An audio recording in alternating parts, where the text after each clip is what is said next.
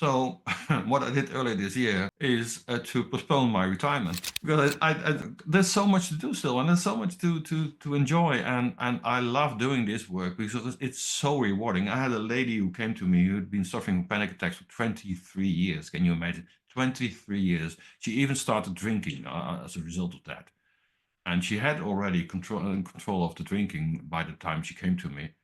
But she came to me and I explained her, well, in general words, what I just explained. And then she decided to take a program with me for 5 conversations. And after the 5 conversations, she said, Sweer, you know, I never had a panic attack after our first conversation anymore. The 5 conversations which came after, which were solidifying my understanding of what's happening, what's going on, and how I do that, and helped me train myself to not believe my anxious thoughts. But after the first conversation, it was already gone.